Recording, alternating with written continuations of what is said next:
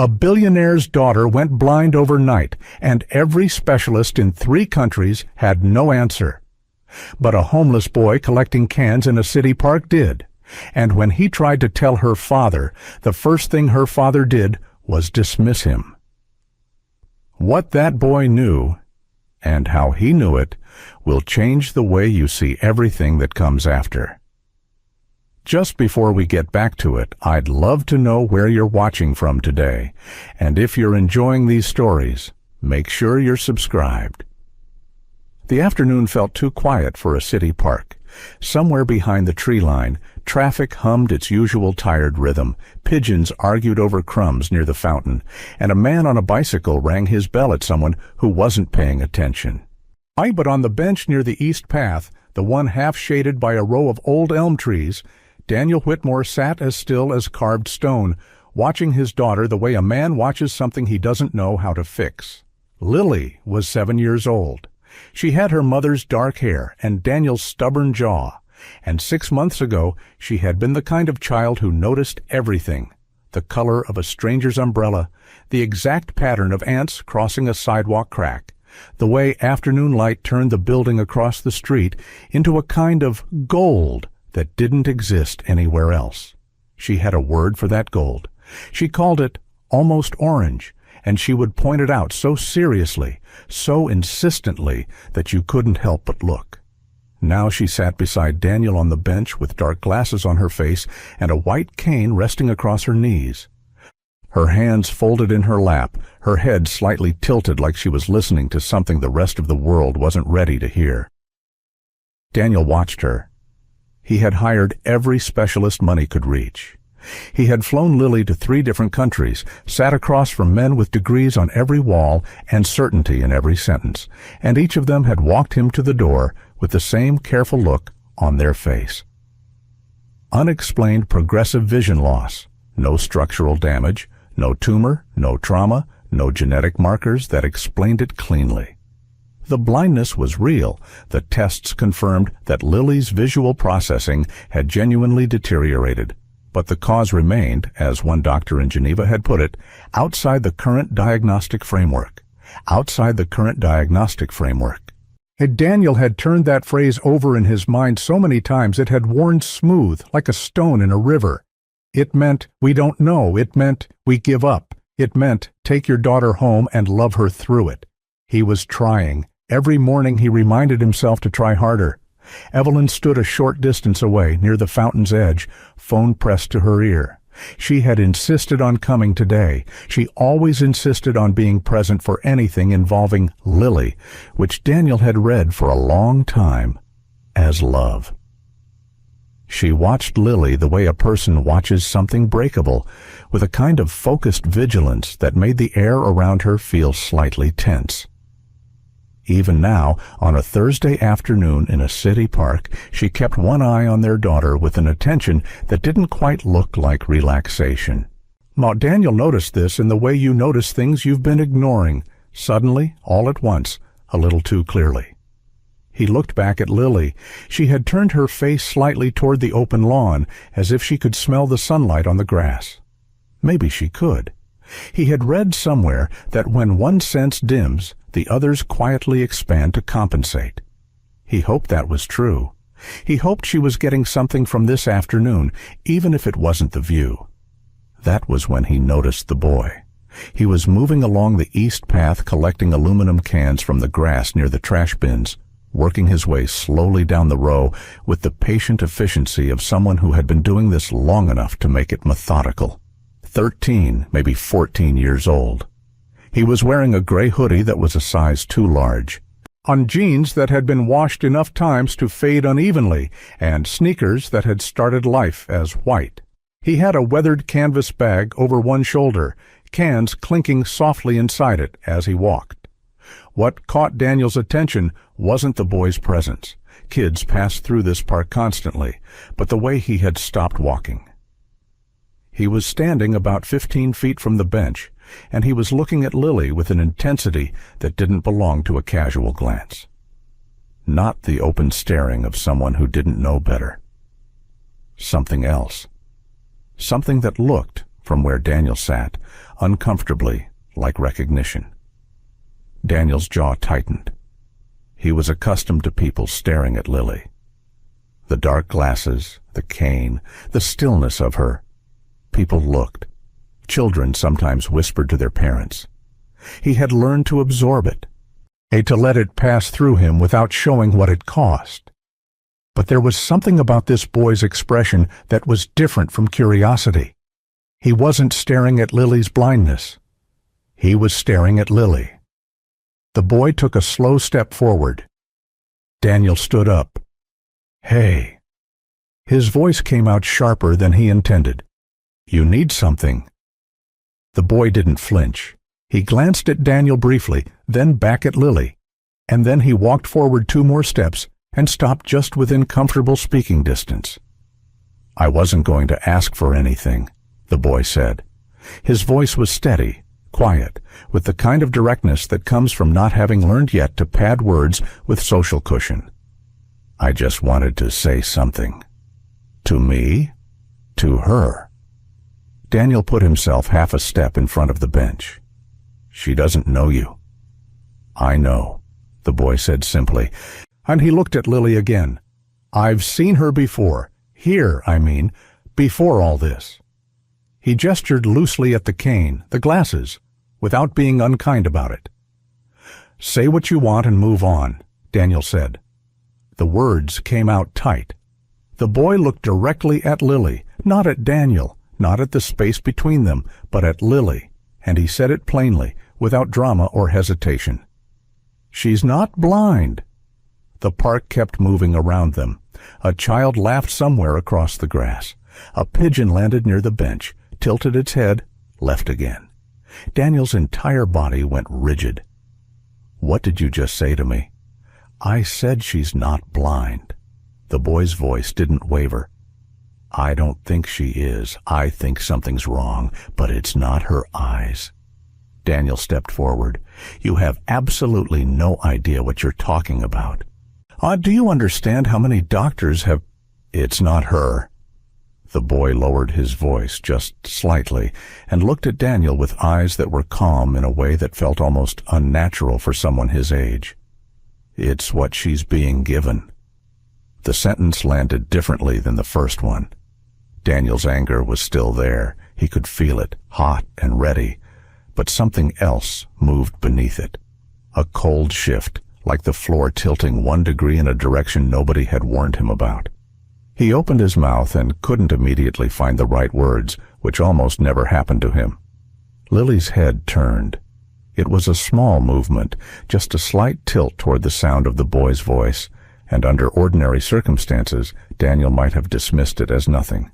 She had turned toward voices before. But there was something in the quality of this turn, something in the way her chin lifted, the way her focus seemed to orient not toward the general direction of sound, but toward the specific place where the boy was standing. That made Daniel's chest go very still. The boy noticed it too. He didn't say anything about it. He just held the look for a moment. Lily's face tilted toward his, unseeing but present, attending, and then he looked at Daniel again with the same steadiness he'd carried throughout. "She didn't want me to talk." Daniel blinked. "What?" The boy's eyes moved briefly to where Evelyn was standing. She was already walking toward them, her phone no longer at her ear, her stride the quick and purposeful kind that didn't quite look like walking and didn't quite look like running. For her face was composed, but her eyes were sharper than necessary. "Isaiah." A woman's sharp voice suddenly from across the path. A park maintenance worker gestured at the boy. "You're not supposed to be in this section." The boy, Isaiah, shifted his bag on his shoulder and glanced one more time at Daniel. He didn't look worried. He looked like someone making a decision about how much to say before a door closed. "Watch what she eats," he said quietly, his eyes steady on Daniel's. "Especially what your wife gives her." Evelyn arrived at the bench and stepped between Daniel and the boy, her body angling protectively in front of Lily. "What is this? Who are you?" But Isaiah had already stepped back, the canvas bag of cans rattling softly as he turned and walked down the path toward the east exit, unhurried, not looking back. Evelyn turned to Daniel with a tight expression. What did he want? What did he say to you? Daniel stood looking at the space where the boy had been. Nothing, he said. He was just passing through. Evelyn watched him for a moment with an expression he couldn't entirely read, then turned to Lily and crouched down, adjusting her daughter's glasses gently, smoothing a strand of hair behind her ear. You okay, baby? We're going to head home soon, all right? Lily turned her face toward Evelyn's voice and said yes, in a small voice. Daniel kept watching the east exit long after Isaiah was gone. Dinner that night was roasted chicken and rice, which Evelyn prepared herself. This was not unusual.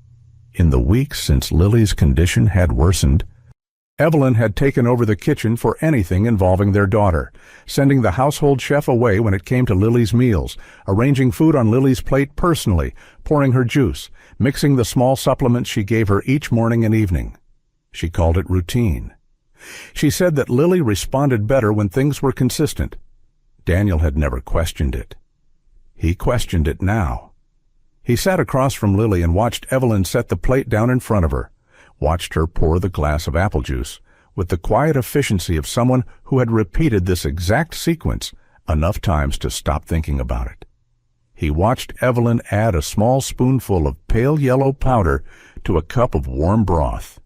The evening supplement, she called it, prescribed by their nutritionist to support Lily's neurological health during this period, and stir it in until it dissolved completely. He thought about the boy's voice. Watch what she eats, especially what your wife gives her. He thought about the way Lily's head had tilted, the way her attention had oriented toward Isaiah like something being pulled by a signal she wasn't supposed to have access to. He thought about Evelyn's face when she had crossed the park toward them, the way her expression had moved from composure to something sharper when she saw the boy talking to Daniel, the way she'd inserted herself between them without hesitation, without asking what was happening, as if she already understood that something had been said and needed to be managed. He picked up his fork. No, he watched his daughter eat the food his wife had prepared. And for the first time in weeks, since before the blindness, since before the specialists, since before the park, and the impossible boy, and the sentence that wouldn't stop repeating in his chest, Daniel Whitmore sat at his own dinner table and felt genuinely afraid.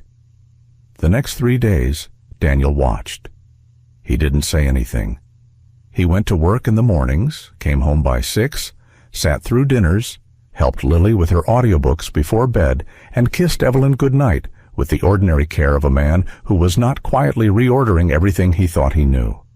He was careful about it.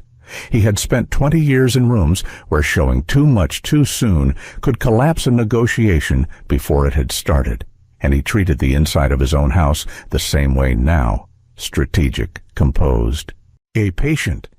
He watched Evelyn prepare Lily's meals. He had always known she did it herself. He had understood it as devotion, as the way a mother who felt helpless channeled that helplessness into something she could control.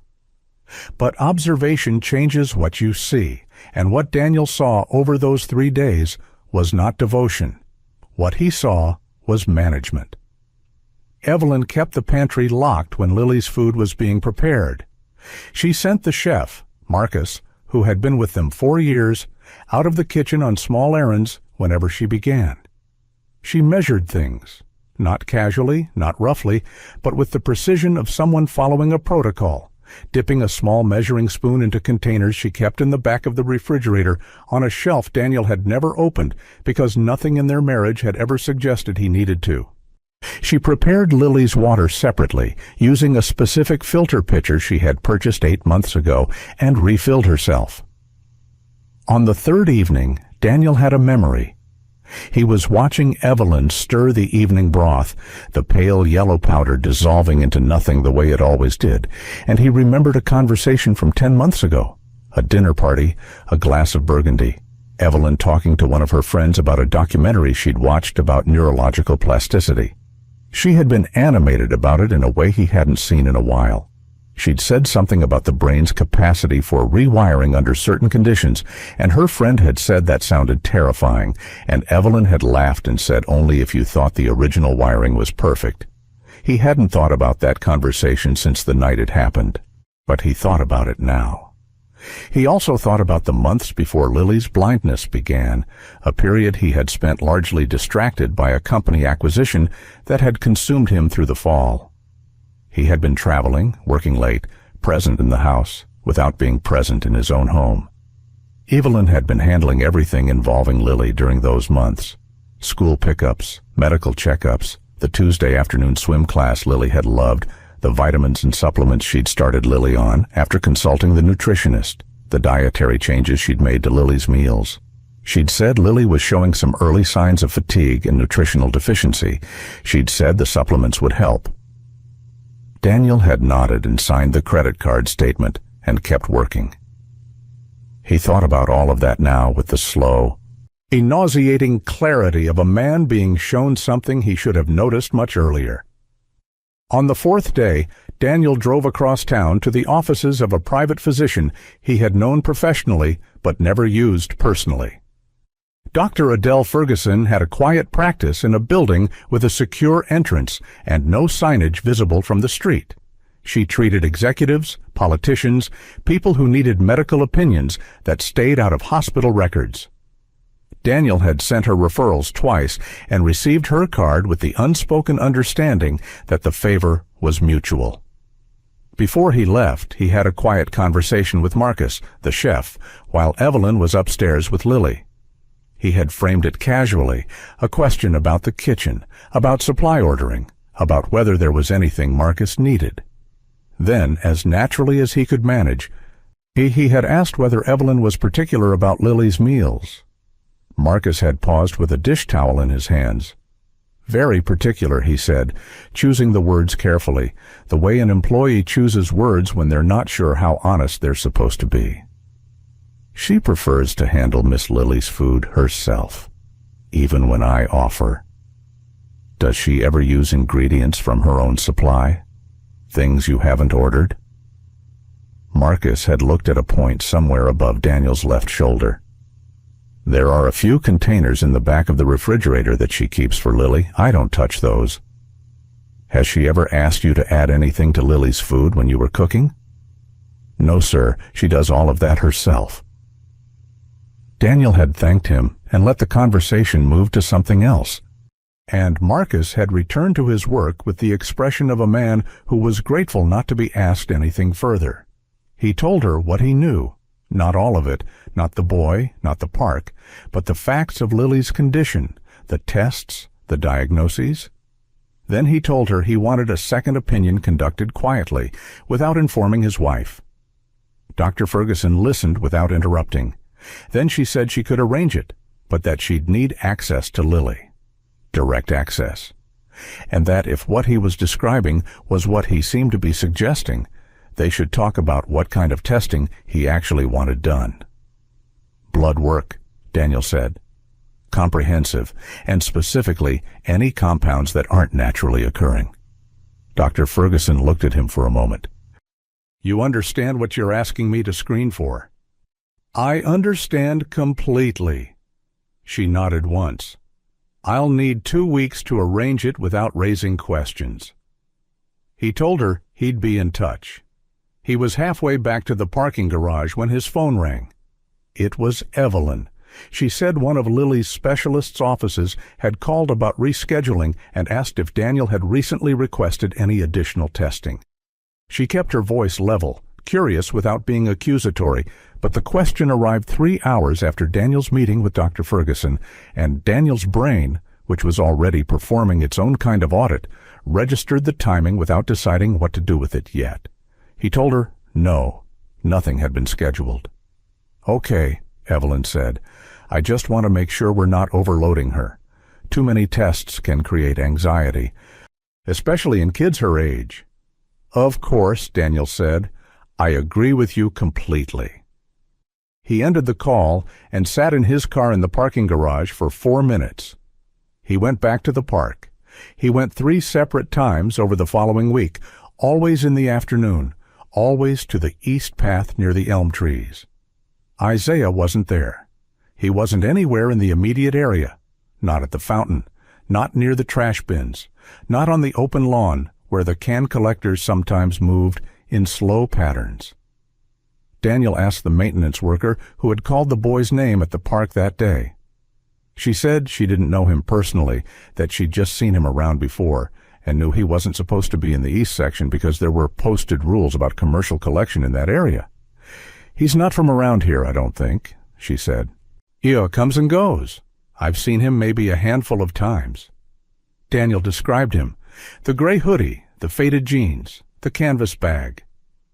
"That's him," she confirmed. "Don't know his name or where he stays." Daniel left his card with her and asked her to call if she saw the boy again. He drove home and walked through the front door to find Evelyn in the kitchen, standing over the counter, finishing Lily's lunch. She smiled at him, warm, natural, the easy smile of a woman comfortable in her own house, and asked how his meeting went. "Fine," he said. "Long." "Lily's been asking about you," Evelyn said. "She wanted to know if you'd be home for lunch." He went to find Lily. She was sitting in the sunroom, a children's audiobook playing softly from the small speaker on the windowsill. He sat down beside her and she turned her face toward him and said, "Daddy," with the particular certainty that children have about voices they've known their whole lives. He put his arm around her and she leaned in, small and warm, and they sat together while the audiobook narrator described a girl sailing across an impossible sea. He held his daughter and tried to remember when he had last felt certain about anything. The idea came to him on a Thursday evening. Evelyn had prepared Lily's dinner as usual, a bowl of chicken soup with small pasta shapes, the kind Lily had always liked, and had stepped away to take a phone call in the study. The soup was on the counter waiting to cool. Lily was in her room. The chef, Marcus, had left for the day. Daniel stood in the kitchen for 20 seconds. Then he picked up Lily's bowl, carried it carefully to the pantry, and covered it with a dish towel on the back shelf. He went to the refrigerator, took out the leftover chicken Marcus had roasted the day before, and prepared a simple bowl: plain broth, chicken, the same pasta, without any additives, without anything from the back shelf of the refrigerator. He carried it to Lily's room and set it on her table. He did not put the pale yellow powder in it. He used the same bowl, the same spoon. He arranged it so that it looked exactly like what it was supposed to be. Then he sat near the door and watched his daughter eat. Lily had been eating for about 8 minutes when it happened.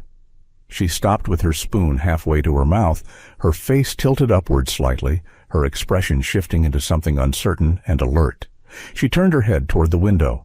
But the blinds were half open, the early evening sun cutting thin gold lines across the floor, and Lily was looking, or rather, her eyes were moving, toward the light in a way they hadn't moved in weeks. She blinked 3 times, slow and deliberate, and each time the muscles around her eyes tightened slightly, like a camera trying to adjust to something it wasn't sure was really there. "Daddy," she said quietly, "is the light on in here?" Daniel's heart did something that wasn't quite fear and wasn't quite hope. It was the space between those two things, wide and cold and very still. "The blinds are open, baby," he said carefully. "The sun's coming in." Lily turned her face toward his voice. Then she turned it back toward the window. She blinked again. "It looks different," she said, "like something's there. Like shapes." Evelyn appeared in the doorway. Daniel didn't look at her right away. He kept his eyes on Lily. "She's just tired," Evelyn said. She crossed the room quickly and touched Lily's shoulder, steering her attention away from the window with the fluid, practiced ease of someone accustomed to redirecting their child. "Sometimes the brain plays tricks when you're tired. That's normal, sweetheart." "But I thought I saw—" I know. Evelyn smoothed Lily's hair. "It's just your imagination. Eat your soup before it gets cold." Daniel looked at Evelyn. She was smiling. The smile was the right kind. Gentle, reassuring, loving. But her eyes, when they met Daniel's briefly across the table, had a flatness in them that the smile didn't quite reach. And she looked at the bowl of soup for just a half-second too long before she looked away. "Are you eating with us tonight?" she asked Daniel, her voice easy and warm. "In a minute," he said. 2 days later, when Lily was at an afternoon session with her occupational therapist, and Evelyn had gone to meet a friend in the city, Daniel went into the kitchen, opened the back shelf of the refrigerator, and took out a small container of the pale yellow powder Evelyn used in Lily's broth. He photographed the container front and back. Then he spooned a small amount into a clean sample vial he had purchased from a medical supply company online, sealed it, and placed it in an interior pocket of his coat. That evening he couriered it to Dr. Ferguson with a note that contained 3 words. "Tell me everything." He made himself dinner. He watched television without seeing any of it. He heard Evelyn come home at 9, heard her check on Lily, heard the small sounds of his wife moving through their house with the comfortable ease of someone who owned every inch of it. He thought about a 13-year-old boy with a canvas bag full of cans who had stood in a city park and said something impossible with the steady confidence of someone who had no reason to lie. He thought about Lily's face turned toward the window light. He thought about the shape of a marriage and how long you could live inside a thing without understanding what it was made of. He thought about the fact that he had never once, in 3 countries and dozens of medical offices, asked a single doctor whether Lily's condition could have been introduced rather than developed. He had read every report. He had consulted every chart.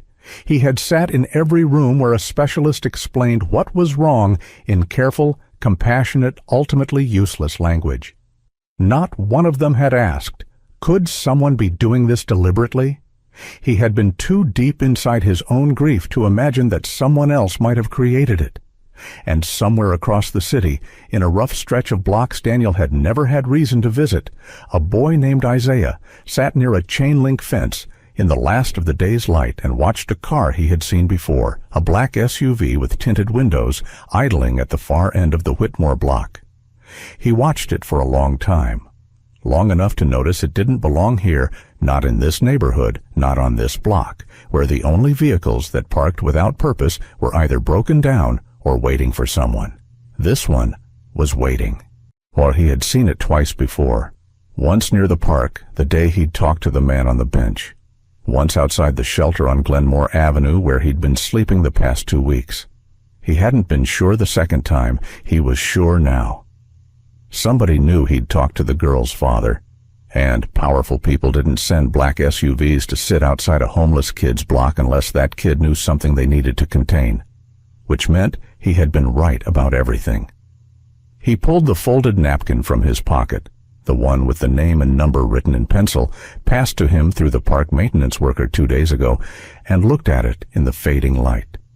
He thought about what his mother had told him in the last weeks before the clinic failed her. She had said that keeping quiet when you knew something true was just a slower way of telling a lie. He put the napkin back. Not yet, he thought. But soon. Because that little girl had turned her face toward him in the park like she could feel something real nearby after a long time of feeling nothing. Isaiah had seen enough of the world to know exactly what that looked like, and he wasn't going to walk away from it. The call came on a Tuesday morning. Daniel was sitting at his office desk pretending to read a contract when his cell phone buzzed, an unknown number, local area code. He let it ring twice before answering, because that was the kind of man he had trained himself to be. Men who answered on the first ring gave too much away.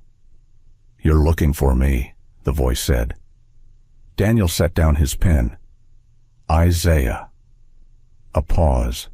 Then, "The woman at the park gave you my number?" "She gave it to someone who gave it to me. Can we meet?" Another pause, Longer this time. Daniel could hear wind on the line, traffic somewhere behind it, the unmistakable sound of someone standing outside in the city rather than in a building. "There's a diner on Kessler," Isaiah said. "The one with the green sign. Noon. Come alone and don't bring a driver." The line went dead. Daniel arrived 11 minutes early and sat facing the door. Isaiah arrived 4 minutes late, which was either caution or habit. He slid into the booth without ceremony, his gray hoodie replaced today by a dark blue one, the same canvas bag hanging off one shoulder. He ordered nothing when the waitress came by, then changed his mind and asked for water and a side of toast, which Daniel understood was hunger managed with dignity. He looked at Daniel with the same unsettling steadiness he'd shown in the park. No nerves, no performance, just a quiet assessment of the person across from him. "You went back to the park," Isaiah said. It wasn't a question. "3 times. "I know. I saw you twice." He wrapped both hands around the glass of water a waitress had placed in front of him. "Why should I talk to you? Last time you told me to move on." Daniel held the boy's gaze. "Because I swapped my daughter's food 3 days ago. Gave her a clean meal without any of the supplements my wife adds. And for the first time in months, Lily said she could see shapes in the light." Something moved behind Isaiah's eyes. Not surprise, exactly. More like the careful satisfaction of a person whose private accounting has just been confirmed by external evidence. "She's not fully blind," Isaiah said quietly. "I knew it when I saw her. I've seen what real blindness looks like. My mother worked in a free clinic off Darnell Street for 4 years before it shut down. I used to go with her after school, help her with intake forms, hand out supplies.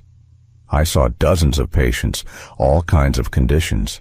He paused. "Lily moves wrong for a blind child. She tracks sounds too precisely. She adjusts to light changes when she thinks nobody's watching." Daniel leaned forward slightly. "You said you saw her before all this." "About 2 months before she stopped seeing.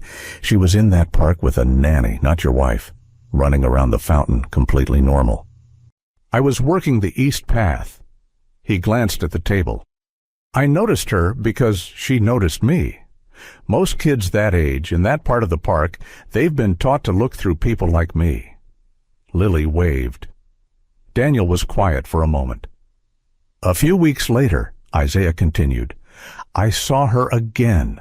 Same park, same nanny, but this time she was walking slower, rubbing her eyes a lot. The third time, she had the glasses, and your wife was there instead of the nanny, giving her something to eat from a small container she'd brought from home, right there on the bench." He paused. "Lily got dizzy about 15 minutes after eating. She put her head in her hands. Your wife sent the nanny to get water and stayed with Lily alone. The diner hummed around them. Silverware clinked somewhere across the room. You were watching all of this," Daniel said slowly. "I watch a lot of things. It's what you do when you don't have anywhere to be."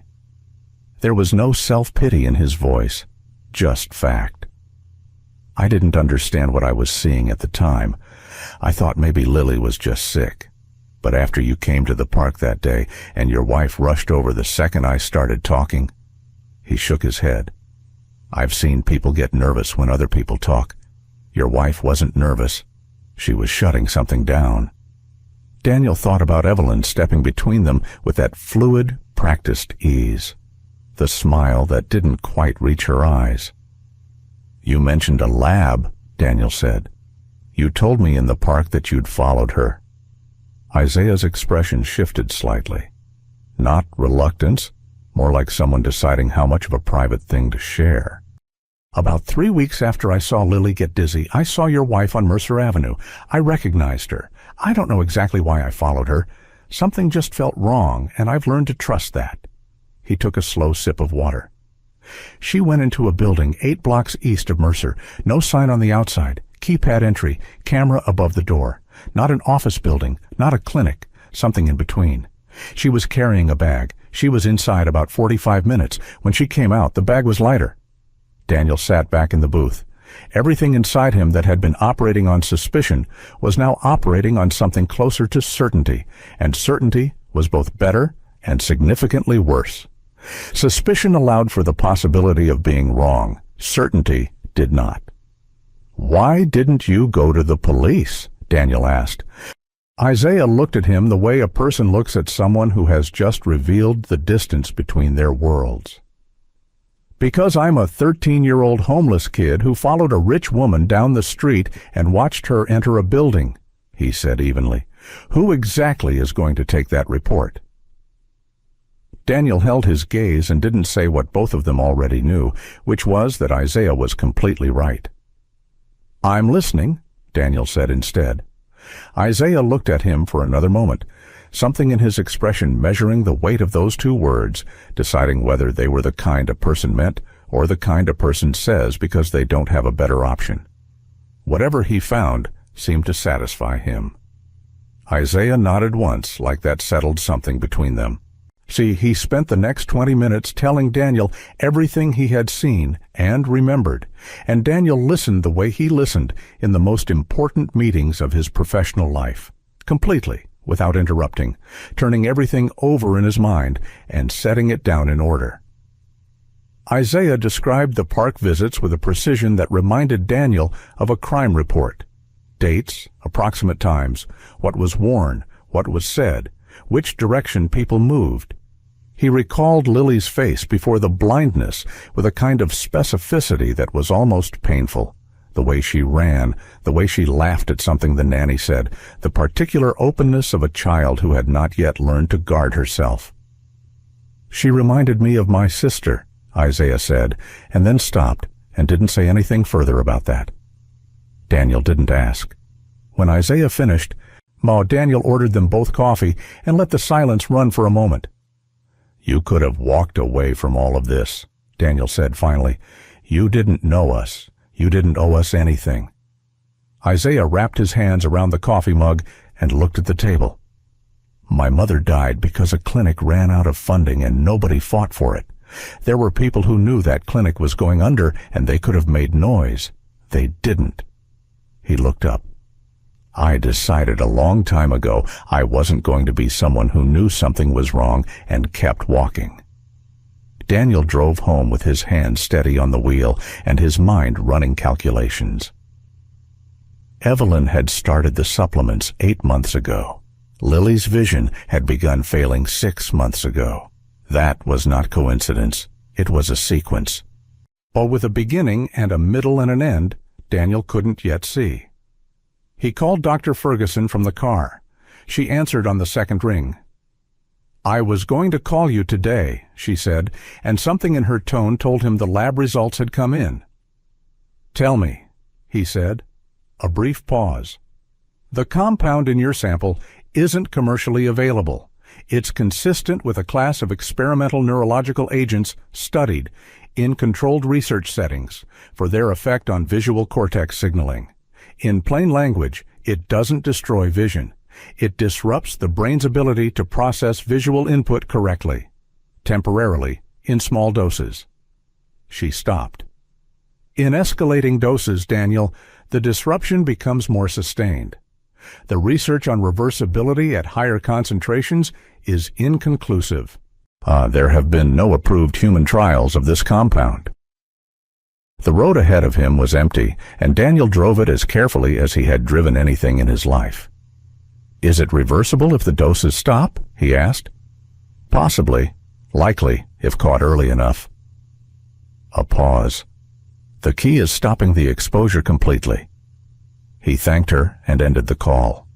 No approved human trials, but someone was running one anyway, inside his own home, on his 7-year-old daughter. He pulled into a parking garage 2 blocks from his office and sat in the dark for 11 minutes. He thought about Lily's face. He thought about the clinic and the shape she had reached for through the blurry returning light. He thought about the fact that she had been living in that induced dark for months while he traveled and negotiated and worked and trusted. I completely and catastrophically the wrong person. Then he made 3 phone calls and began building the next phase of this entirely alone. The day after the call with Dr. Ferguson, Daniel went back to being a husband. He was attentive at dinner. He asked Evelyn about her afternoon. He laughed at a story she told about the neighbor's renovation that had been dragging on for 3 months. He helped Lily with her audiobook and sat beside her until she fell asleep against his shoulder, and he stayed there in the dim room, holding perfectly still, feeling the weight of her trust like something fragile he had nearly let slip from his hands without understanding he was holding it. When Evelyn appeared in the doorway to check on them, he smiled across the room at her. She smiled back. Warm, easy. The smile of a woman who believed her husband was still the man he had been 2 weeks ago. Good, Daniel thought. Let her believe that. The surveillance went in on the 3rd morning during the 3-hour window when Evelyn attended her bi-weekly luncheon. A 2-person team from a security firm Daniel had used for corporate offices installed discrete cameras in the kitchen, the dining area off the hallway, and the connecting passage. They worked without conversation and left no visible trace. That evening, Daniel reviewed the first 6 hours of footage on a laptop he had purchased in cash from an electronics store on the other side of the city. The footage was ordinary in its surface details. Marcus preparing dinner. Evelyn moving through the kitchen with the easy ownership of someone who had lived in a space long enough to stop seeing it. And then, at the 6:18 timestamp, Evelyn standing alone at the counter, apron on, Lily's dinner in front of her, and from the inner pocket of the apron came the small glass rod, and from the back shelf of the refrigerator came the pale yellow powder. She didn't hesitate. She didn't look around. She measured and mixed with the fluid automaticity of someone performing a task so deeply embedded in her routine that conscious thought had long since withdrawn from it. She transferred Lily's bowl to the table and called out that dinner was ready in the warm, ordinary voice of a woman who had called her daughter to dinner 1,000 times before. Daniel watched the clip 4 times. The footage was clear. The behavior was methodical and deliberate and absolutely undeniable. But footage of a wife adding a supplement to her daughter's food was not, by itself, a criminal case. A capable attorney, and Evelyn would have a very capable attorney, could reframe it in 60 seconds. The supplement could be argued as prescribed, as misguided, but well-intentioned, as anything except what it was. Daniel needed the source. He needed the chain from Evelyn's kitchen back to whoever had given her the compound and whatever purpose it actually served. He watched the footage 3 more times that night, and each time the sight of Evelyn's hands, calm, practiced, precise, doing what they had been doing to Lily for months, hit him differently. Harder, then colder, then with a quality he didn't have a clean word for. The grief of watching someone you loved perform a secret you were never supposed to find. Isaiah was, again, the one who moved things forward. He called on the 5th morning from somewhere near the east side of the property. "She got a delivery," he said without greeting. Side door, a man in a gray jacket, medium height, delivered a sealed bag. She had the door open before he even knocked. She was watching for him. Daniel was between meetings on the 15th floor of his own building. He stepped out into the stairwell and closed the door. "Plate number?" he asked. Isaiah read off a partial. It matched, through a contact at a security firm, to a vehicle registered to a private consulting company in a commercial district across the city. The company name pulled up no public record of significance. But when Daniel ran it through his own business network, a favor from a former colleague who specialized in corporate intelligence, one connection surfaced: a biotech firm called Viridian Solutions, which had approached Daniel's investment office 18 months ago seeking backing for experimental neurological enhancement research. He had declined the meeting himself.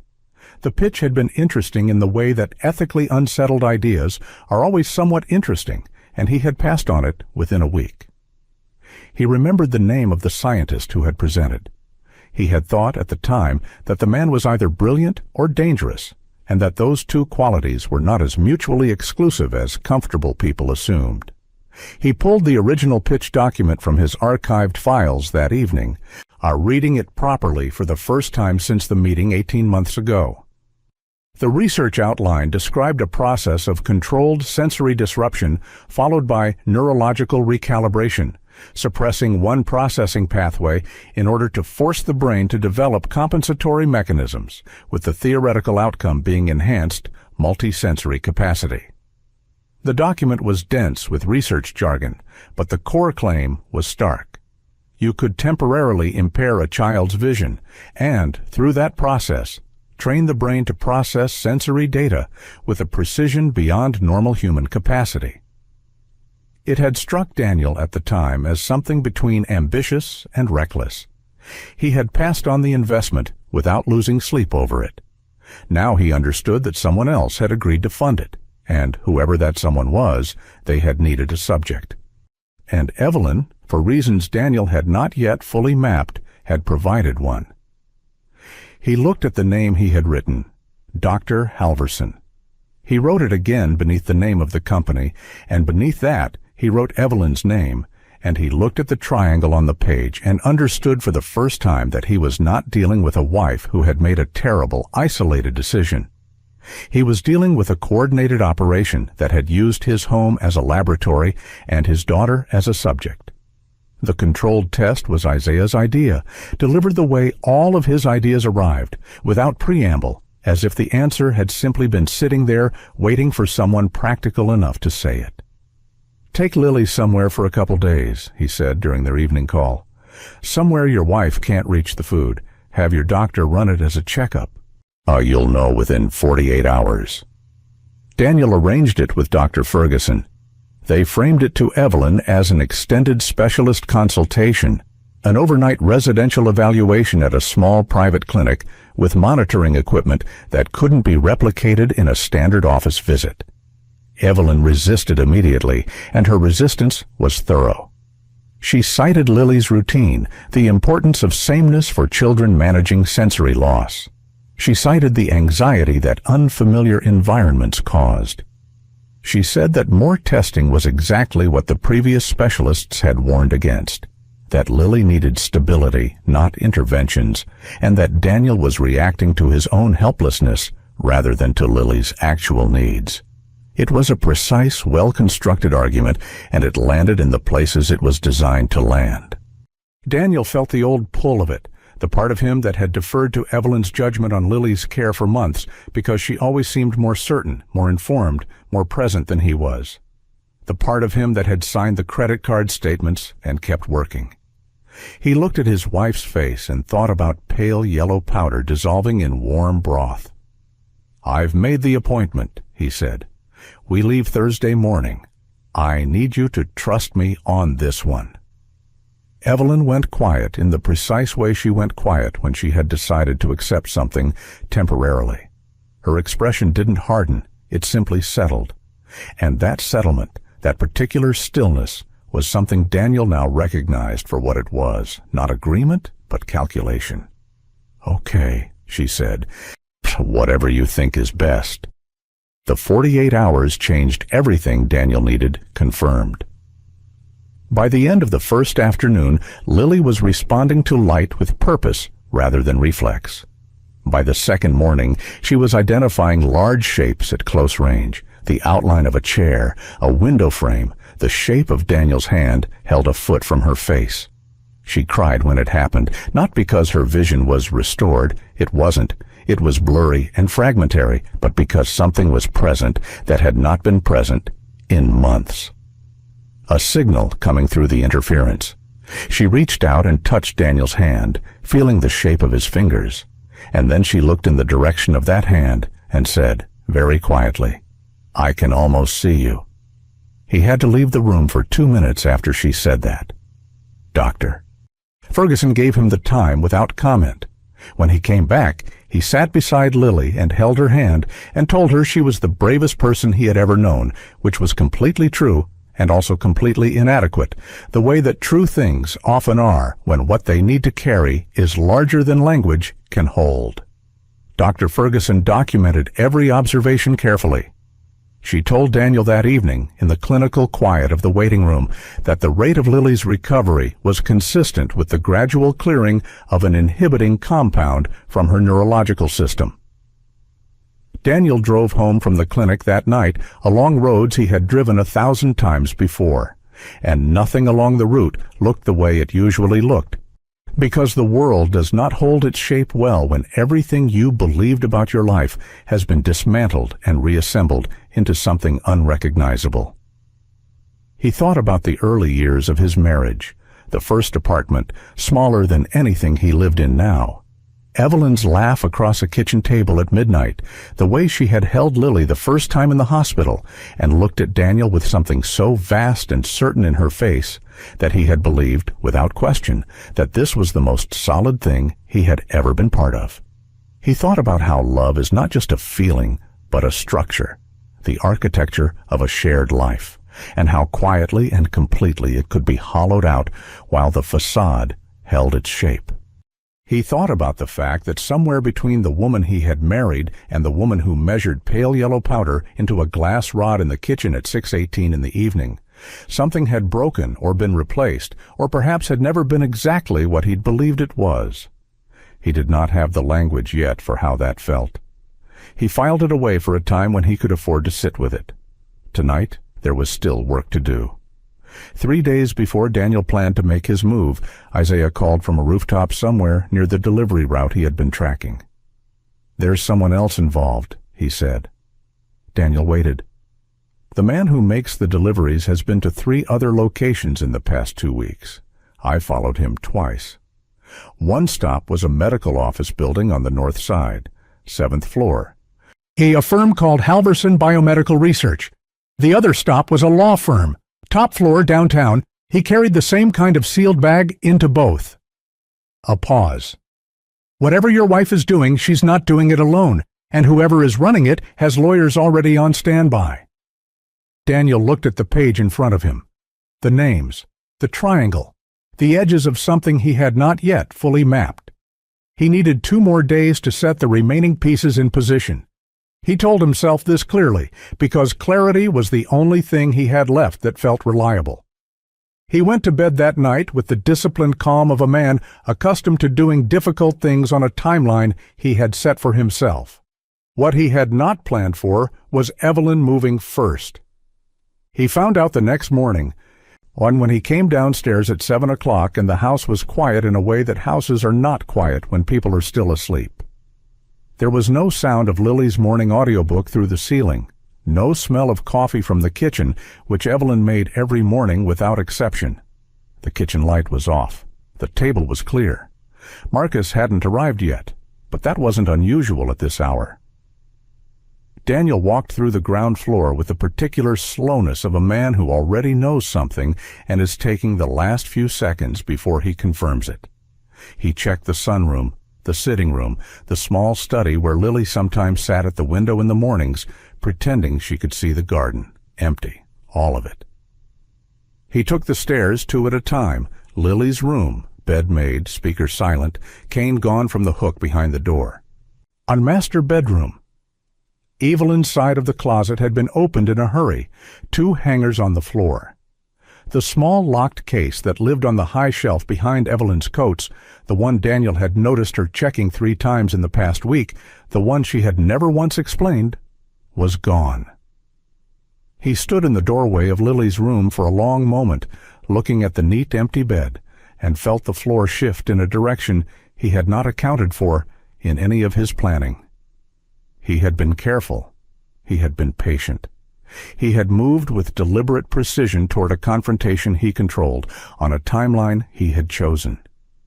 Evelyn had sensed it coming anyway, and she had taken Lily before he was ready. He reached for his phone. He called Isaiah first. Isaiah answered on the second ring, which meant he had already been awake. Which meant, Daniel understood this about the boy by now, that Isaiah had already seen something outside and had been sitting quietly with it, waiting for the call that confirmed what he suspected. Isaiah had been awake since 4:30. He had seen the SUV arrive at 3:58, idling on the far side of the block with its lights off. He had watched from the rooftop of the building across the service lane, a position he had been using for the past week because the sight line to the Whitmore side entrance was clean and the roof access was unsecured.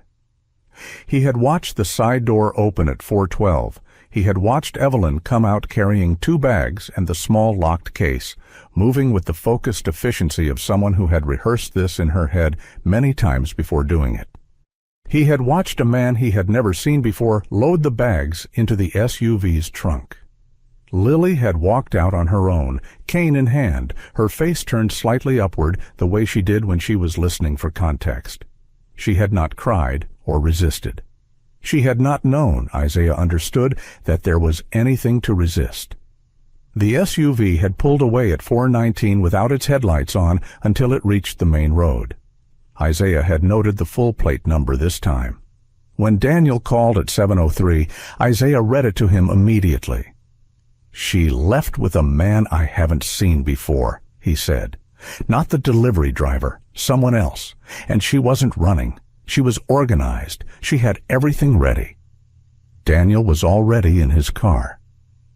"The lab on Mercer, you said 8 blocks east?" 8 blocks east, left side of the street.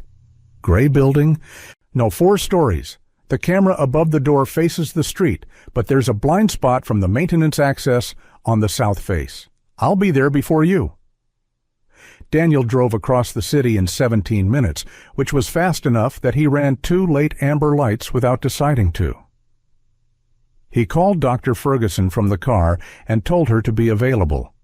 He called a number at a private security firm and gave them Evelyn's plate and the full description of the SUV.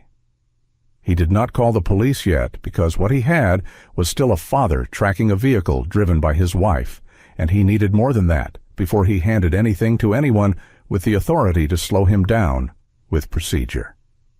The GPS tracker he had placed on Evelyn's personal car 3 days ago was showing a different location entirely, a coffee shop on the west side, be stationary since before midnight, which meant Evelyn had known about the tracker or had suspected it and had left her car behind deliberately. She had arranged separate transportation days in advance. She had been planning this departure with the same methodical attention she applied to everything. He thought about the early years of their marriage and felt nothing in particular, which told him something about where he had arrived. The realization that landed as he turned onto Mercer Avenue was not that Evelyn had sensed the walls closing in. It was that she had watched him build them, had understood exactly what each quiet action meant, and had made her move, not in panic, but in calculation. With a timeline she had set independently of his. She had been 2 steps ahead this entire time. She had simply run out of room. The gray building on Mercer stood between a commercial printing company and a vacant lot. It had no signage, 4 floors of narrow windows with frosted glass, and a heavy front door with a keypad entry and a camera mounted above it at an angle that suggested whoever installed it knew exactly what they were doing. A black SUV, not the same one Isaiah had described, but the same model, the same tint, was parked in the side alley. Daniel approached the front entrance and pressed the intercom. A male voice responded after a short pause, asking for identification. Daniel gave his name. There was a longer pause. Then the voice said that this was a private research facility and that access required prior authorization. "My daughter is inside this building," Daniel said into the intercom. "I am her father, and I have legal custody." "Open the door or I call the police right now." Another pause. Then, "Mr. Whitmore, I'd encourage you to step back from the entrance and wait while we reach Mrs. Whitmore." Daniel stepped back from the entrance and called Isaiah. "South face," Isaiah said, and Daniel heard his footsteps already moving. "I'll show you the access point. Come around." Isaiah was waiting at the corner of the south face with his canvas bag on his shoulder and his expression set into the particular kind of calm that Daniel had come to recognize as the boy's version of full focus. He led Daniel along the side of the building to a painted utility door near the base of the wall. The lock was a standard lever handle with a keypad, but the keypad had been partially shielded from view by a ventilation unit, and at the base of the ventilation unit, pressed flat against the wall, was a thin wedge of rubber. "Someone propped it on the last maintenance visit," Isaiah said. "I noticed it 3 days ago. I didn't move it." He pulled the door open and held it. Daniel looked at this 13-year-old boy holding a maintenance door open in the pre-dawn gray of an industrial side street, and felt the full weight of how completely the morning had rearranged everything he had believed about where competence and capability lived. "Thank you," Daniel said. "Go," Isaiah said quietly. "I'll stay out here. I have my phone." Daniel went inside. The interior of the building was cleaner than its exterior suggested. Fluorescent lighting sealed floors. The particular smell of filtered air and chemical neutrality that Daniel associated with laboratories and the kind of hospitals where very serious things happen quietly. A corridor ran straight ahead from the utility entrance, branching left at the far end. He moved quickly and quietly, keeping close to the wall, listening for voices over the low ambient hum of ventilation equipment. The left branch, muffled voices. One of them, Evelyn's, low, tense, with the clipped efficiency of someone mid-discussion rather than mid-crisis. He followed the corridor to a set of double doors with reinforced glass panels. Through the glass he could see the wider hallway beyond, and at its far end a half-open door with light spilling from it. The voice he could hear clearly now was not Evelyn's. It was male, unhurried, but the voice of someone accustomed to determining the pace of every conversation he entered. Daniel stopped outside the door and listened. "The timing is not ideal," the man's voice said, "but the Phase 3 protocol can be administered here just as effectively. The environment is controlled. The compound is prepared. There's no meaningful difference." Evelyn's voice quieter. "He's going to find us here." "Then we move efficiently. 40 minutes, Evelyn. That's all this requires." A pause. "She's frightened," Evelyn said. "She knows something is wrong." "She'll be fine. Children recover from fear much faster than adults assume." Daniel pushed the door open. The room was large and deliberately bare. White walls, overhead lighting, a single padded examination table at the center, 2 metal rolling carts stacked with equipment. Evelyn stood near the far wall with her arms crossed, still dressed in the clothes she had left the house in before dawn. A man in his late 50s stood beside one of the rolling carts with a small sealed case open in front of him, his back half turned to the door when Daniel entered. Lily was sitting on the examination table. She was holding her white cane with both hands across her knees, her dark glasses on, her face tilted toward the sound of the door opening. She looked small and very still, the way she went still when she was frightened, but had decided not to show it. "Daddy," she said. "I'm here," Daniel said. His voice came out steady. He was surprised by that. "I'm right here, Lily." Evelyn's expression shifted through several things in rapid succession: relief, fear, high calculation, and landed on something that wasn't quite any of them. The man turned around fully. He was silver-haired, with the composed and slightly remote expression of someone who had spent decades being the most credentialed person in every room he entered. He looked at Daniel with the measured appraisal of a man deciding which approach to take. "Mr. Whitmore," he said, "I'm Dr. Reginald Halverson. I've been hoping we could speak under better circumstances." "Step away from my daughter," Daniel said. Halverson did not move. "I understand why you're distressed. What I'd ask you to consider before anything else is said or done is that what's happening here is not what it appears to be." "I have lab results that say exactly what it is," Daniel said. He crossed the room toward Lily, keeping his eyes on Halverson and his body between them as he reached the examination table and put his hand on Lily's shoulder. She leaned into it immediately, It's an unapproved neurological compound administered to a 7-year-old child without informed consent. I have footage, I have documentation, I have enough. Halvorsen looked at him with the careful patience of a man who has already called a lawyer. What you have, he said evenly, is a partial picture of a research protocol that was conducted with the full awareness and consent of one of Lily's legal guardians. One, Daniel said. Her mother, not her father.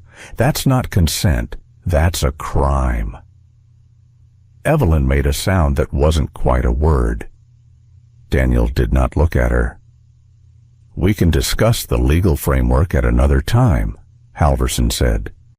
Right now, I'd like to ask you to allow us to complete the stabilization phase, which is actually in Lily's best neurological interest going forward. Interrupting the protocol at this stage carries its own risks, Mr. Whitmore. Risks I'd prefer we all avoid. There's no protocol happening in this room today, Daniel said. He took Lily's hand and helped her down from the table. We're leaving. Halvorsen's composure didn't crack, but his eyes moved to the door behind Daniel, and something in that movement, the brief, involuntary calculation of it, told Daniel that he was being assessed as a problem to be managed rather than a father to be reasoned with. I'd advise against leaving before we've had a full conversation, Halvorsen said, and his tone had shifted in a way that was subtle enough to be deniable and clear enough to be a threat. The door behind Daniel opened. 2 men in dark clothing stepped into the room. Not police. Private security, the kind that well-funded private operations kept on standby for exactly this kind of situation. Daniel positioned himself in front of Lily. Then his phone buzzed. A text from Isaiah. Done. Sent to 4 places. Can't stop it now. For a moment the room held itself in suspension.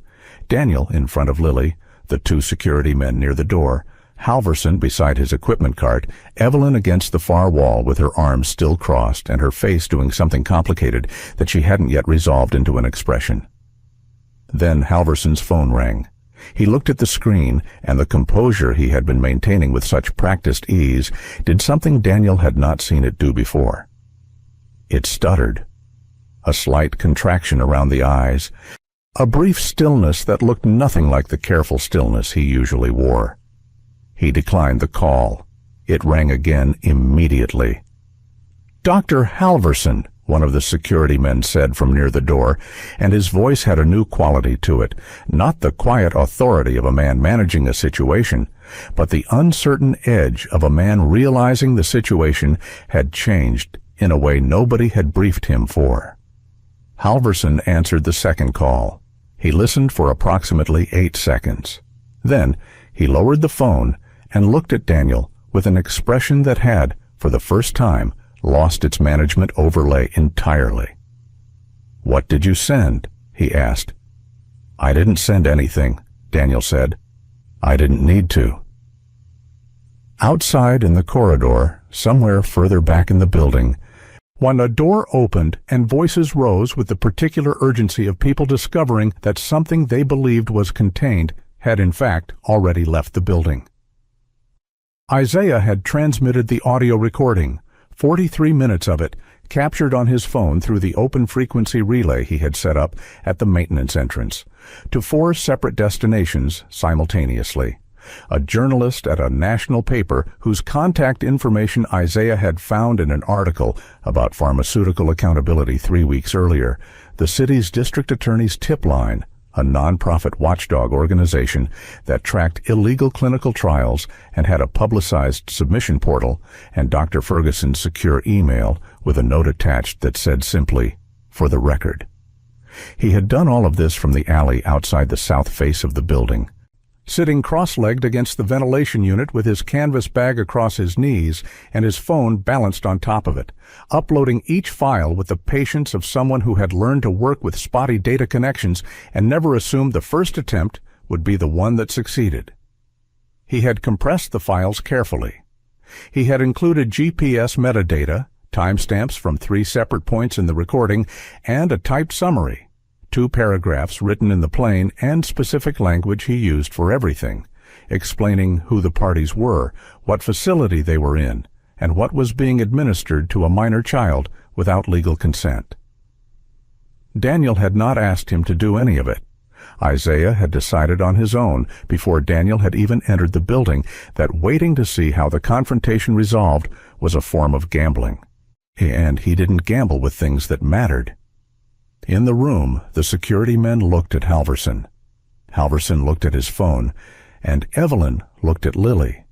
It was the look that broke the architecture of everything she had constructed. Lily was standing beside Daniel with her cane in one hand and her other hand wrapped around her father's, and her face was turned not toward her mother's voice, but toward the door, toward the exit, with the focused, intent orientation of a child who had decided she was going somewhere else. It was a small thing, a subtle thing. But Evelyn had spent 7 months studying every shift of Lily's face, every tilt of her head, every adjustment of her attention, and she knew exactly what she was seeing. Lily was not looking to her mother for safety. "Lily," Evelyn said. Her voice came out different from how she usually sounded, thinner, less certain of its own authority. "Sweetheart, look at me." Lily's face turned toward her mother's voice. Her expression was not angry. It was something harder to manage than anger. It was the face of a child who is frightened and confused and is searching the person she most needs to trust for something reassuring and not finding it. "I want to go home," Lily said quietly. "We're going," Daniel said immediately, "right now." "I need you to understand," Evelyn said, and she was looking at Daniel now, but the words seemed addressed to the room in general, to the air, to something she had been holding back for a long time. This wasn't cruelty. You have to know that. None of this was ever cruelty. Daniel looked at his wife. She had uncrossed her arms. So she was standing straight, but her hands were open at her sides in a posture he had not seen her take before, not defensive, not composed, but exposed, like someone who has set down a very heavy thing and is not yet sure what to do with their hands. "Then what was it?" he said. She glanced at Halverson, who had moved to the far side of the room and was now in a quiet, rapid conversation on his phone that he clearly wanted no one to overhear. Then she looked back at Daniel. "They approached me when Lily was 4, she said. "Halverson's team. They'd done neurological profiling on hundreds of children, standard developmental testing, the kind that gets done through school programs and pediatric clinics without anyone connecting it to a larger study. Lily's profile was exceptional, genuinely exceptional. The kind of baseline that their models predicted would respond to the protocol with results beyond anything they documented before." She stopped. "They told me she could be extraordinary, that the process was controlled, reversible, that the temporary effects were a small cost against what she would become. They showed me data, studies, projections. They were very convincing people, Daniel, and I was—" She stopped again and started differently. "I was a mother who wanted her child to be more than the world would give her by default." "They told you," Daniel said, "and you believed them." "I wanted to believe them." Her voice was even, but something underneath it was not. "I know the difference between wanting something to be true and something being true. I've known the difference for a long time. I told myself the distinction didn't matter if the outcome was right. I was wrong. I knew I was wrong before the blindness accelerated, and I kept going anyway, and that is the part I cannot make into something else, no matter what I say in this room." The honesty of it was so complete and so unexpected that for a moment Daniel didn't have an immediate response. He had prepared himself for deflection, for legal maneuvering dressed as explanation, for the version of Evelyn who managed everything, including her own accountability. He had not prepared for this. The room was quiet except for Halverson's murmuring and the distant sounds of the building becoming something other than what it had been 20 minutes ago. "How long?" Daniel said. "The microdoses started when she was 5, very small amounts. Calibrated on nothing that showed on standard blood work." She looked at her hands. The blindness wasn't supposed to happen this fast. The timeline accelerated in the last 6 months in a way the protocol didn't predict. Halverson said it was within acceptable variance. I told myself that was true for longer than I should have.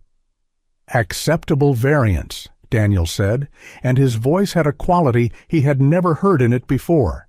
Not rage, which he had expected to feel, but something below rage, something colder and more permanent. Our daughter couldn't see Evelyn for 7 months. She sat in a park in the dark, and a stranger was the first person to notice something was wrong with what she was being given. A 13-year-old kid collecting cans noticed before I did, before the specialists did. Because you controlled every piece of information that reached them. Evelyn flinched. It was the first time Daniel had seen her flinch at anything. "I know," she said. "Do you? Because I need you to understand that you managed this. You managed me. You managed the doctors. You managed the narrative around every test result and every specialist appointment. You made me feel like a helpless father who just couldn't fix his daughter's mysterious illness. And the whole time—" He stopped himself. Not for composure's sake. Because Lily was standing beside him holding his hand, and whatever came out of his mouth next was going to stay with her. He looked down at Lily. She had been listening with her face very still, and her cane held vertically in front of her, both hands around it, or the way she held it when she was trying to be patient while adults said things she was working to understand. "Lily," he said gently, "are you okay?" "Is Mommy in trouble?" she asked. The question was so direct and so unguarded that for a moment nobody in the room said anything. "We're going to sort everything out," Daniel said carefully. "But right now, we're going to go, okay?" "Okay," Lily said. He moved toward the door. The two security men looked at each other, then at Halverson. Halverson had ended his call. His face had settled into a grayness that looked nothing like his earlier composure. It was the particular pallor of a man who understands that the next several years of his life are going to be conducted in courtrooms. "Mr. Whitmore," he said, "I want to speak with you about the reversal process." Daniel stopped. "There are steps that can be taken to accelerate Lily's recovery," Halverson said. His voice had lost its authority without losing its precision. "Specific treatment protocols that would reduce the recovery timeline significantly. I can provide documentation and guidance." "To my attorney," Daniel said. "Starting tomorrow morning, every piece of documentation you have, every record, every protocol version, every iteration of the compound, every subject file from every stage of this study." He held Halverson's gaze. "And I want every other child who is part of this research identified, every name, every dosage record, every contact, because I don't believe for 1 second that Lily was the only subject. And if there are other parents somewhere in this city who have been watching their children go dark without understanding why, they deserve what Lily just got, someone coming through the door for them." Halverson said nothing. He looked at Daniel for a long moment with the expression of a man who has practiced controlling rooms for so long that the loss of control has left him with no default setting to fall back on. His mouth opened slightly and closed again. His silence was the fullest confirmation Daniel could have received. He walked out with Lily's hand in his. In the corridor, moving back toward the south entrance, Daniel heard Evelyn's footsteps behind them. He did not stop. He heard her say his name once, not sharply, not with authority, just with the particular vulnerability of a person who has just watched something they built come apart entirely and is not yet sure where to stand in the debris. He opened the south door. Isaiah was leaning against the wall outside with his canvas bag on his shoulder and his phone in his hand. And when Daniel came through the door with Lily, something shifted in the boy's face, a brief, carefully contained exhale of relief that he probably didn't intend to show and didn't try to cover once it had. "Done?" he said. "Not entirely," Daniel said, "but the part that matters most." Isaiah looked at Lily. She had heard the door open and had turned her face toward the new air, the outside air, cool and moving, carrying the smell of the city in the early morning, exhaust and bakery warmth and damp pavement, and something in her expression eased the way it eased whenever she moved from an enclosed space to an open one, like a small loosening, like a door opening inside her as well as outside. "Hi," Isaiah said. Lily's head turned toward his voice. She was quiet for a moment. "You sound like someone I heard before," she said. "In the park." "Yeah," Isaiah said. "That was me." "You said I wasn't blind." "I did." Lily considered this. "Were you right?" Isaiah glanced at Daniel. Then he looked back at Lily with the steady directness that was simply how he moved through the world. "Getting there," he said. Behind them, through the walls of the building, the machinery of exposure was already in motion. Halverson's team was making containment calls that were arriving too late to contain anything. The journalist had a recording, a named facility, and a named researcher. The DA's tip line had logged the submission at 7:41 in the morning and flagged it for the Financial Crimes and Public Health Divisions simultaneously.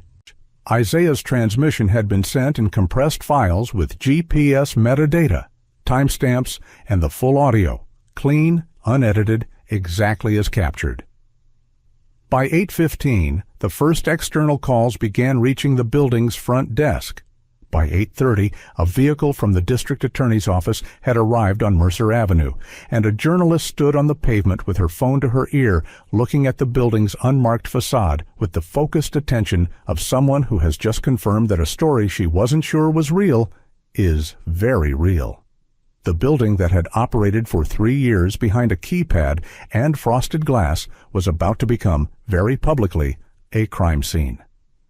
Evelyn came through the south door and stopped when she saw Isaiah.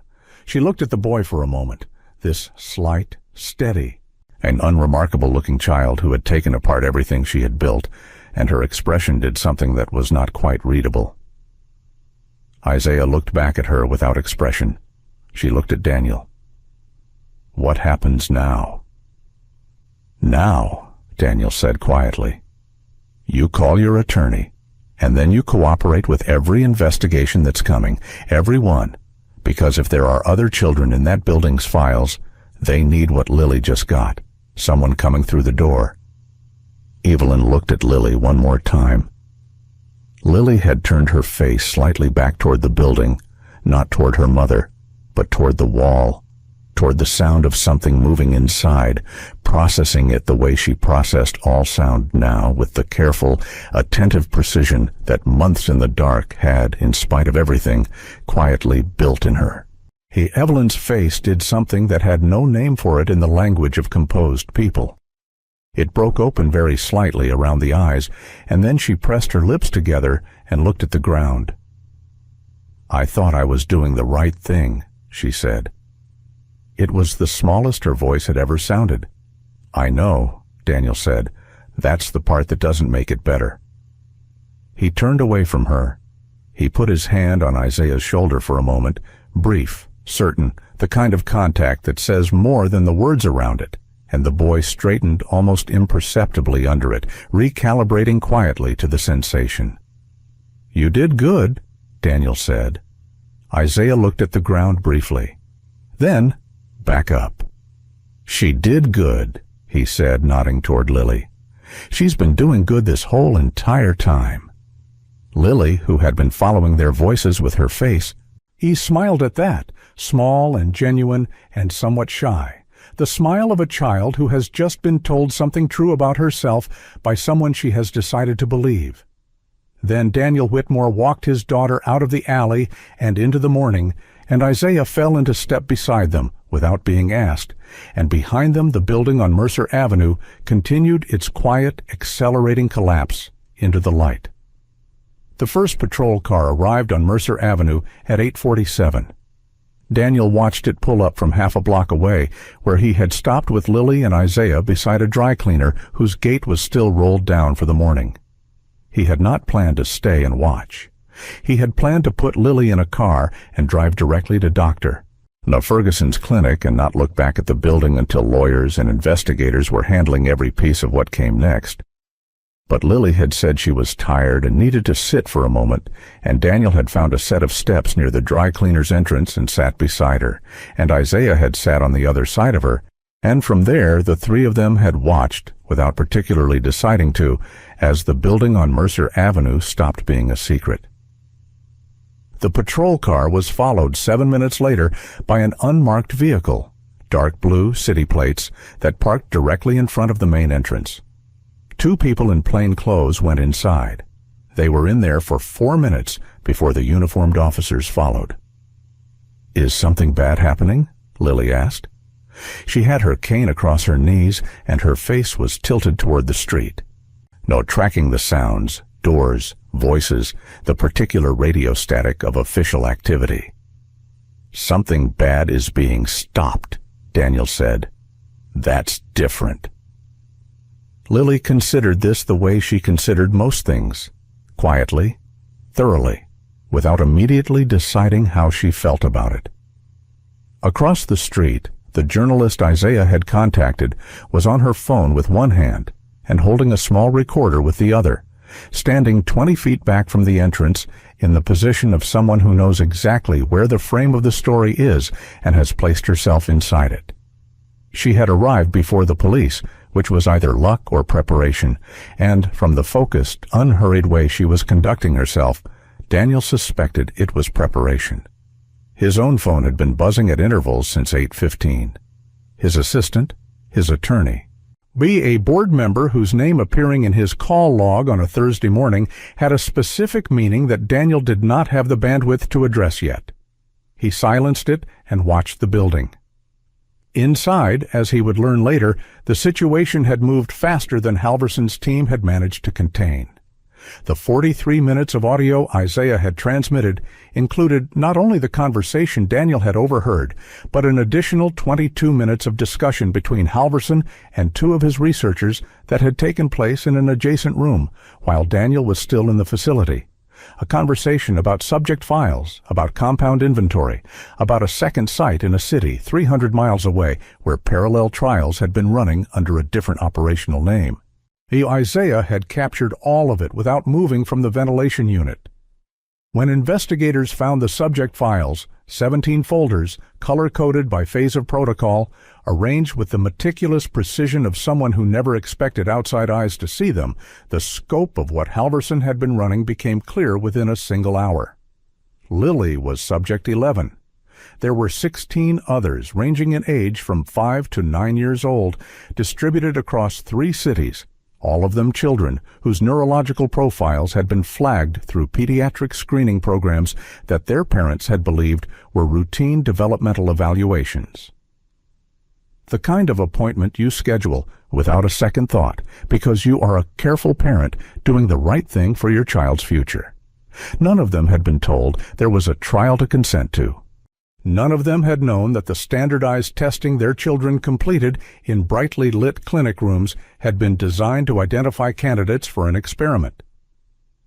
Daniel did not know any of this yet, sitting on the steps outside the dry cleaner with his daughter's hand in his. He found out that afternoon from his attorney, who called with the kind of quietly urgent professionalism that attorneys deploy when the news is very large but manageable. 17 children. His attorney said. "Federal involvement now, not just city. This is going to be significant, Daniel." "Are all 17 being located?" "That's in motion," his attorney said. He ended the call and looked at the street for a long time. Halverson was intercepted at 9:22, attempting to leave the building through a loading exit at the rear that the initial responders had not yet covered. A building security guard, not one of Halverson's private staff, but a city fire safety inspector who had arrived as part of the standard response to an emergency flag, recognized him from the description that had already circulated and held him at the exit until investigators arrived. He did not resist. He stood with his hands in his coat pockets and looked at the wall opposite with the expression of a man replaying the sequence of decisions that had brought him to a loading dock on a Thursday morning and identifying too late the specific point at which the entire structure had become irreversible. 3 of his research staff were detained inside the building. 2 others had already left the facility before the authorities arrived. They were located by early afternoon. Evelyn was placed under arrest at 10:05 in the alley behind the south entrance, where she had been sitting on a concrete step for nearly an hour after Daniel and Lily had left. She had not run. She had not made any further phone calls. She had sat with her hands in her lap and waited, which was either resignation or the last form of dignity available to her, and the 2 officers who approached her treated it as the latter. She looked at neither of them when they read her rights. She looked at the place on the alley pavement where Lily had been standing 40 minutes before, the small marks her cane tips had left in a thin film of morning dust. And her face held an expression that the officers who were there that morning would later describe independently of each other using the same word, hollow. Daniel brought Lily to Dr. Ferguson's clinic that afternoon. Isaiah came with them. He sat in the waiting room with his canvas bag and a paper cup of water while Lily was examined, and when Daniel came out to sit with him between the evaluation and the results, they were quiet together for a while, in the way that people are quiet when they have been through something large and are still deciding what shape it was. "You could have left," Daniel said eventually, "any time in the last 2 weeks. This was never your problem." Isaiah looked at the paper cup in his hands. "Lily waved at me in the park," he said, "before all of it, before any of this. She just waved. It's like I was a regular person." He paused. "You don't walk away from that." Daniel looked at the wall across from them. Then he looked at the boy.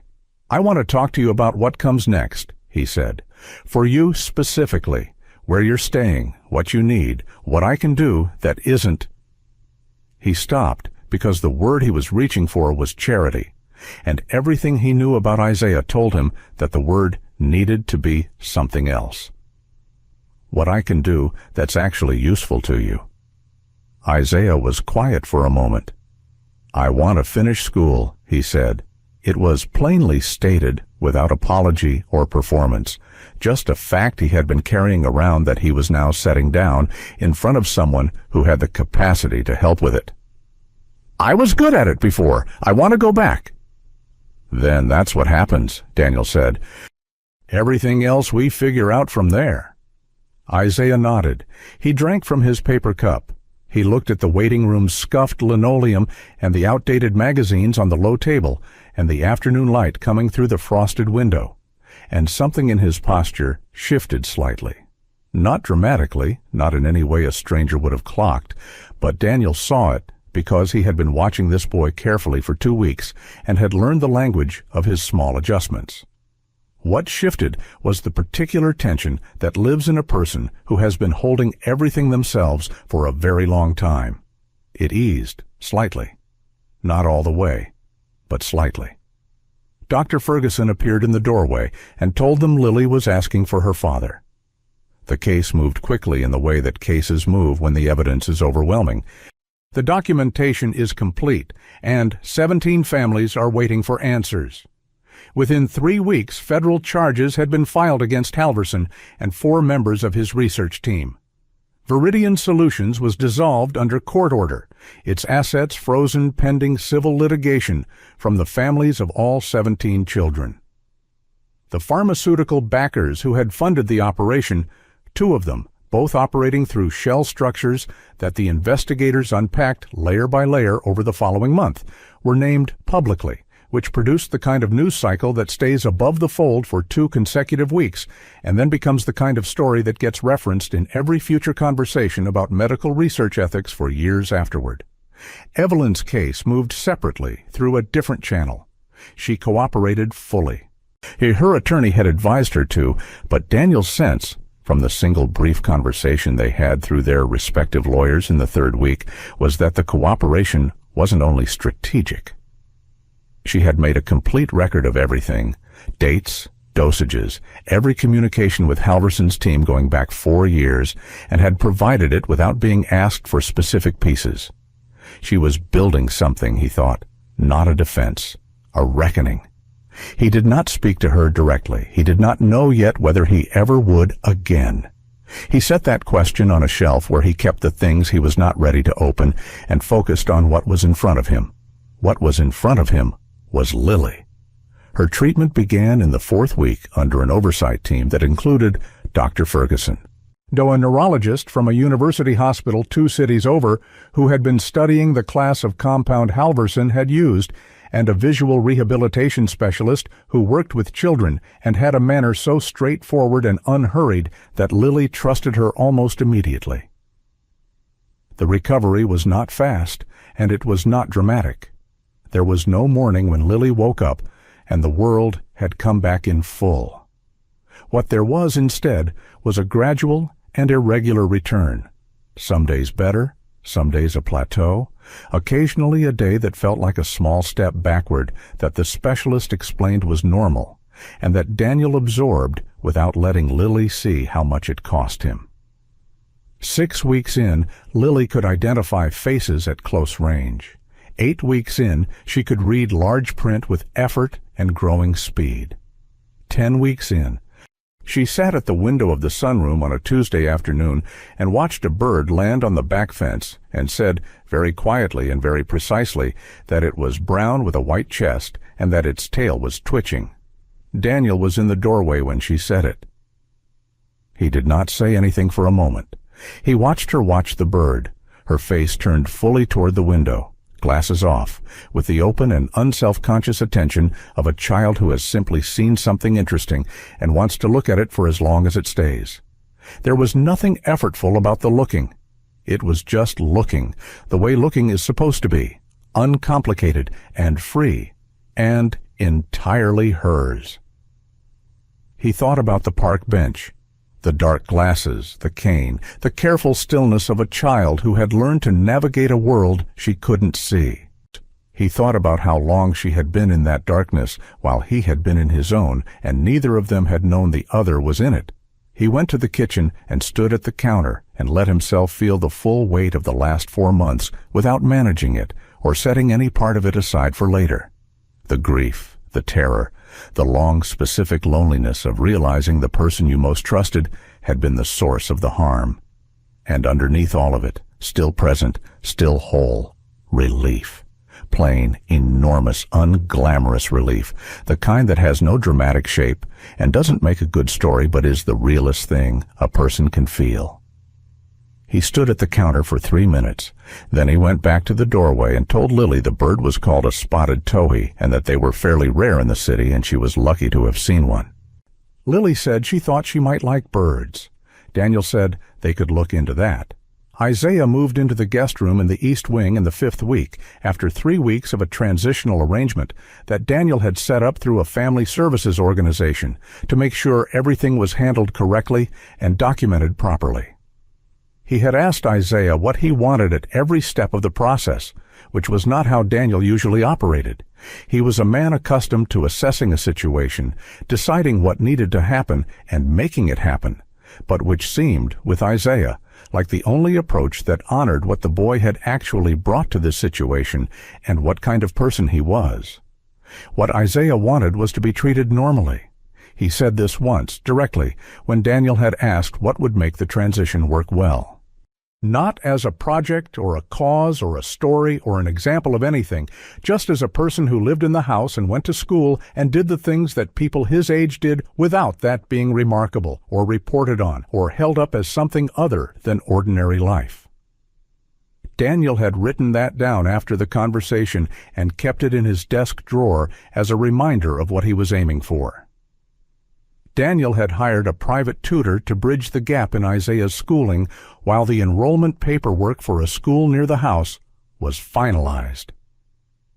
Isaiah worked through the material with the focused, unhurried efficiency that characterized everything he did, and the tutor reported, after the 2nd week, that he was significantly ahead of where the gap in his record suggested he would be. "He notices everything," the tutor told Daniel, He'll ask a question about something that wasn't in the material we were covering, and it turns out he'd made a connection 3 lessons ahead. Daniel had not been surprised. In the evenings, after dinner, Isaiah and Lily had developed an unremarkable and easy companionship that had not been engineered by anyone and did not need maintenance. They watched nature documentaries together on the television in the small den, sitting at opposite ends of the same couch with a bowl of something between them. They argued about which animals were overrated with the earnest commitment of 2 people who had both thought about this more than was strictly necessary. Isaiah had strong opinions about penguins. He found them self-important, which he couldn't fully justify beyond the observation that they walked like they had somewhere important to be and never arrived. That Lily found baffling enough to research counter-arguments for. She had notes. They were, Daniel observed from a careful distance, becoming the kind of friends that form between people who have been through something real together and have decided, without any announcement, that the other person is simply worth keeping around. The media coverage was extensive and sustained. Daniel gave one interview 3 months after the morning on Mercer Avenue to the journalist who had been standing on the pavement with her recorder. He chose her deliberately and specifically. She had broken the story correctly, had named Isaiah in her original piece without being asked to, and had declined. When a larger outlet offered to syndicate her work with Isaiah's name removed to protect a minor's privacy, to authorize the removal. She had said that removing his name would misrepresent what had actually happened, and that accurately representing what had happened was the job. Daniel respected that. He sat across from her for 2 hours in a quiet room and was careful and specific about everything. He described the sequence of events. He credited Dr. Ferguson. He credited the investigators and the DA's office. He credited Isaiah by full name at considerable length and with the deliberate weight of a man who has thought carefully about what gets quietly erased from stories when no one fights to keep it in, how the homeless kid becomes a footnote, how the scrappy observer becomes a detail in somebody else's narrative, how the people who see things clearly and act on them first are frequently the last ones anyone remembers. The journalist asked him what it had felt like that first day in the park when a homeless teenager had told him his daughter wasn't blind. Daniel was quiet for a moment. "I was angry," he said. "I dismissed him. I was exactly the kind of person who looks at someone in his situation and decides, before they've finished speaking, that what they're saying can't matter." He paused. Isaiah was right, and I was completely wrong, and the distance between those 2 things is something I think about most days. The interview ran the following Sunday. Isaiah read it on his phone at the breakfast table and said nothing about it directly, which was how he registered things that had actually landed. He became slightly still. Then he got up and poured himself more orange juice and asked Lily if she wanted some, and Lily said yes, and the morning continued in the unspectacular and genuinely good way that mornings had been continuing lately. The trial began 11 months after the arrests. Evelyn sat at the defendant's table in a courtroom Daniel attended for the first 2 days, and then did not return to, because Lily did not need to grow up with the image of her father staring across a room at her mother, and because what needed to be said was already in the record, being said by people whose job it was to say it clearly and on the record. The public debated Evelyn's intentions with the energy that the public brings to cases where a person's actions are clearly wrong and their motives are genuinely complicated. Name editorial writers argued about culpability and exploitation. Podcasts ran multi-part series on the ethics of parental consent in experimental medicine. Several prominent voices argued that Evelyn had been manipulated by Halverson, that she was as much a victim as the children, only with more agency and therefore more responsibility. Others argued that the line between being deceived and choosing to be deceived was not as clean as people preferred to believe. Daniel read some of it and stopped reading most of it. The truth about Evelyn was something he had arrived at in the building on Mercer Avenue. In the moment she had said, "I know the difference," and kept going anyway. He did not need a podcast to clarify it for him. Lily refused to see her mother. She said this 6 weeks after the arrests, quietly and without drama. When Daniel had asked, carefully, without pressure, in the way he had learned to ask Lily things, whether she wanted to. Lily had said no, and she had not elaborated, and Daniel had not pushed, because it was her decision to make, and she had made it with a clarity that deserved to be respected, exactly as it was. He hoped, in some distant future he could not yet see the shape of, that Lily would find her own way to whatever she needed in relation to her mother. He did not tell her this. He simply held the space open and trusted her to move through it in her own time. On a Saturday in early spring, 13 months after the morning in the park where it had all begun, Daniel drove Lily and Isaiah back to the east path near the fountain. He did not make a ceremony of it. He just said he felt like going to the park. And both of them had said fine with the easy readiness of people who had nothing against parks on a Saturday morning. The park was unhurried at that hour.